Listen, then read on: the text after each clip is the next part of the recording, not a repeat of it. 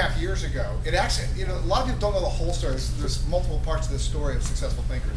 When I first launched it, it was really me sitting down with people doing interviews with them, because my goal with Successful Thinkers originally was just to find entrepreneurs that have gone through the valleys of life and to get them on camera and then put it on YouTube and then expose them to other people so they can give hope. Because success isn't easy for anybody. I don't think it is anyway. I mean, it certainly hasn't been for me. So with that said, there's one thing to be said about knowing about other people's struggles and then their victories. Because if you can learn that not everybody who's at that arrived location and state in their life, well then you learn about the struggles that took them there, then it gives you hope. Does that make sense? Yes. And the first interview I did was with Jack Canfield. It was an amazing story actually, because his story, they almost didn't make it. They were like days away or hours away from actually losing everything because they were going into bankruptcy and all that kind of stuff. And a publisher actually decided, and I met the publisher, by the way. It was all by, everything happened in separate occasions. I met Jack. Jack was going to work with me on a project. He did. I told him I need to interview you, and he goes, okay. So I interviewed him. I heard about his story. Well, then a year and a half later, or a year later, I met the actual publisher that published him. Him and Victor Hansen. An amazing story. And actually, his books are what made that publisher successful too. Isn't that crazy? Yeah. But hearing Jack's struggle and his story was great. But then I started realizing right away that, sometimes when you look at really popular people who are famous, they've got they're world renowned, we put them on a pedestal. And we don't make them real. And yet they are just exactly like us. They struggle the same as we do. And so then I decided, I kind of switched gears and I decided I want to interview people that are like us, people that don't really have the fame, and yet at the same time, they have the same stories. They've gone through the highs and the lows, they've created the success in their life while going through the valleys. Does that make sense?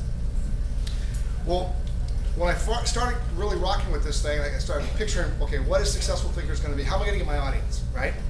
Because you can't just put it out there on YouTube and people are going to watch it. It's not going to happen, I promise you. I mean, there's a lot of social media experts that are going to tell you, oh yeah, just put it out there on YouTube and somehow you're going to have this huge following. You have to create it. And then that's when I was over in Charlotte, North Carolina, and I went to an event called Positive Charlotte, and it wasn't very positive, but anyway, I went to this event. I was a speaker at the event, and I didn't really get it. It was nothing happening that really kind of moved me, except for my own speech, of course. But then the next month I went back, and I was doing, the reason I came there the month before, I was doing it again, and this time Brian, the guy that founded Positive Charlotte, was at my event. And I asked Brian, I go, Brian, what is Positive Charlotte? I mean, I know I spoke there and everything, but I really didn't understand what I was doing, other than my talk. And he said, well, Positive Charlotte, the concept was about helping people, to find something to help them for personal development or help their business, move their business forward, right? And I go, well, great. I go, how's it going for you? He goes, it sucks. And I go, I don't understand. Isn't it supposed to help you build your business? And he goes, yeah, I haven't got any business out of it. And I go, oh. I go, well, how does it work? I said, what I recall is everybody's sitting in theater style, nobody's talking to each other, and we're all waiting for the speaker to speak. And he goes, yeah, that's right. I said, well, haven't you developed, a huge list of people that you've been able to create relationships with and do business with? He goes, no. I go, I'm totally confused. I don't understand. And he goes, well, he assumed by osmosis they were going to call him. He didn't get one phone call, not one inbound call. And he's the guy that started the company. And it was a year later that I actually met him. And what really triggered me was that his RSVPs for the year was right at about 1,000. So he was on to something conceptually, but he didn't know what he was doing and he didn't know how to do it. Does that make sense? And that's when I said to him, before I left Charlotte, North Carolina, on my second trip, I said, Brian, I think you're on something.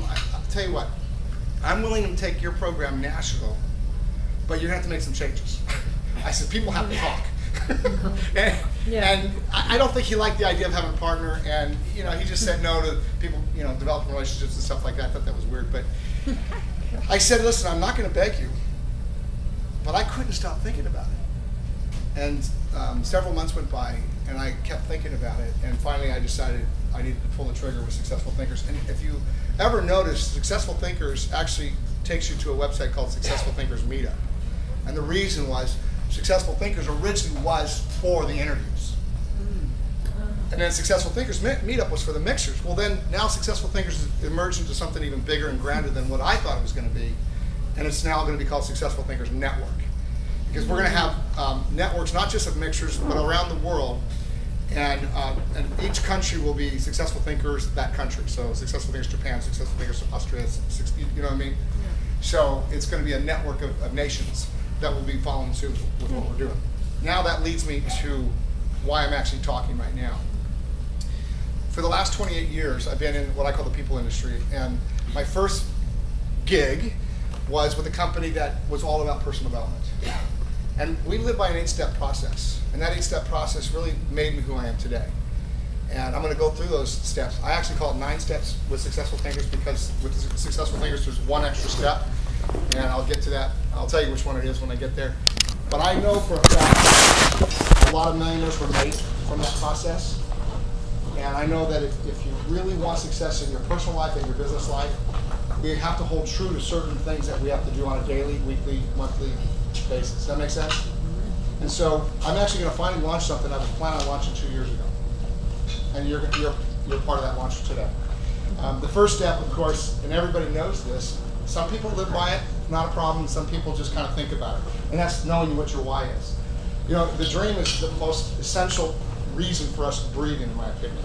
You know, whether you're going to get married and have kids, or you're going to buy a home, or you're going to travel, or you're going to be able to set up your retirement. Those are all, whatever it is that's extremely important to you, you've got to be passionate about it. And in fact, I'm so radical about the dream that I personally believe this, and I'll just say it. I believe that the dream has to hurt. It has to hurt you when you think about it. And hopefully you cry about it. Because if it doesn't hurt you, then it's not really a dream. You don't really have to have it. It's just something, it's like going to work. Oh, I gotta go, gotta go to work. I gotta pay my bills. Right? That could make you cry. You can't make your bills, yes, that does make you cry. But on the other hand, if you want something bad enough, I mean, I can think of when my wife wanted to have children. I mean, it was a big deal. It was, years we weren't able to do that. So I can look at people in their life, and when things hurt them and they talk about it, you can see their eyes glass over.